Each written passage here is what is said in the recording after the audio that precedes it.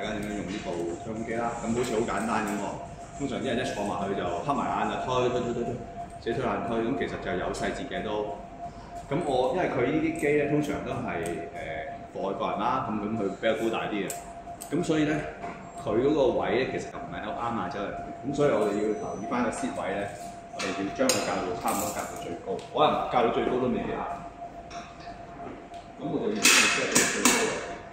咁我坐到去點為之啱啊？咁就係我一坐落去嘅時候咧，我推到去頂峰嘅時候咧。我應該咧，因為我推中鋒啊嘛，我中鋒喺呢度啊嘛，咁佢推佢過嘅時候咧，頂峰嘅時候嗰個手把咧應該喺我個胸嘅中部位置，即係中央位置。我發現其實唔啱，因為呢啲係歐洲人嘅機嚟。咁有咩辦法咧？咁啊，食下路啦，睇下你嗰個 gym 嗰度有冇啲瑜伽隻啊，有就將佢咧接一接，墊高佢，或者攞啲餅坐落去，摺高佢。咁令到 create 到佢咧個高度咧平翻你個胸 OK。咁嗱，當你可以create 到一個高度係啱嘅時候咧，咁我可以開始啦。咁通常咧佢就會有一個咁嘅踩俾你踩開。咁我係做乜嘢嘅咧？就係話，當你如果你就咁樣攞咧，咁你個膊頭處於一個好不利嘅狀態啦。因為你咁樣展開呢個膊頭去推重量咧，好容易拉傷你嘅前膊。咁所以咧，佢就係一個安全掣，將佢推過去。咁佢咪喺你個膊頭前面咯，咁你咪可以好安全咁樣推出嚟咯 ，OK。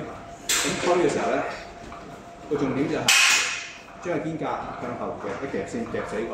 肩胛喺個 bench 後邊，好穩定咁樣嘅一個 support 嚟。之後你先開始去做動作。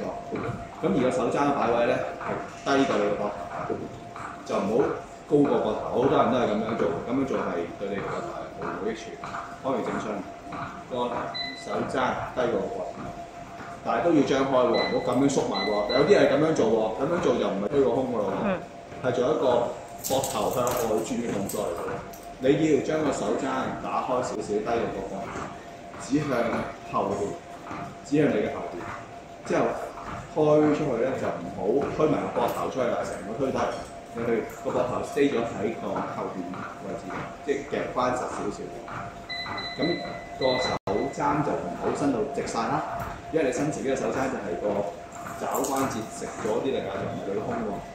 微曲落嘅時候咧，回到去個手踭差唔多水平嘅區間，或者如果你個柔軟度夠，可以低過個胸少少 ，stretching 得要大一啲，但係睇個人啦。